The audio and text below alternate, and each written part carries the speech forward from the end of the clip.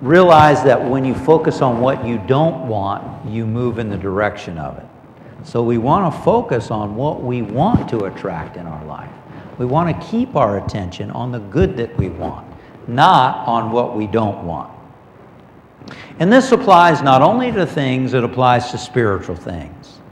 I mean, if a person is trying to follow divine guidance, they can go, oh, I don't know what to do. I can't hear God's voice. I don't know when God's talking to me. I don't know what my purpose is. I just don't know what I'm supposed to do. I don't know why I'm in this job I am. I hate this job. I want to find what my purpose is. God, show me what my purpose is. God, speak to me so I can hear you. God, help me know what I am to do. You can go on and do that for years.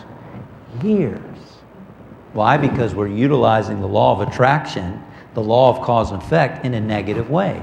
I don't know what I'm to do. I can't hear God's voice. I don't know what my guidance is. You see, the law of attraction will work with spiritual things too. I can't meditate. I don't know how to meditate. I'm not good at meditation. It can apply in every area of our life. I've been playing on the amateur tour for the first time in 5 years this year. I play one tournament a month.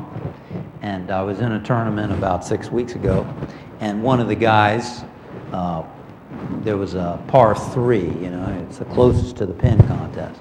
And he said, I never win these contests. I never win these contests. And my thought was, you'll never, and you never will. You never will. Thoughts, feelings, words, the law of cause and effect manifest in our life.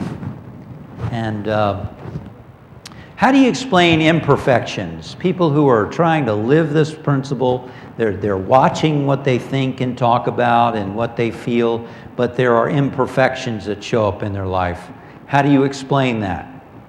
Well, one explanation is what Deborah points out. She tells a story about a friend's teenage son who is, he leaps to catch a frisbee, and he lands crooked and snaps his leg, and it cuts off circulation to his foot. So he's almost losing his leg or his foot. But it works out okay. But the question, the young man who is living this law of attraction, he says, usually I'm guided and protected, and it usually works well for me, but not in this case. How come? And that's a good question, isn't it? And she struggled with the answer to that. And she has this to say. She said, maybe we create the imperfections for a reason. Maybe the boy and his parents had a soul contract to experience this together, with benefits for each of them. This might be an agreement they carried out at the soul level. Maybe the soul attracts certain things for experiences. Haven't you known people who have been through serious illnesses and looked at it, and I've read of people who look back and go, you know what, I'm glad I went through that. It helped me realize, it helped me to live more balanced in my life. It helped me to not be going, but to take care of myself, to nurture myself. Now I have more loving relationships. Now I'm more relaxed and at peace in my life.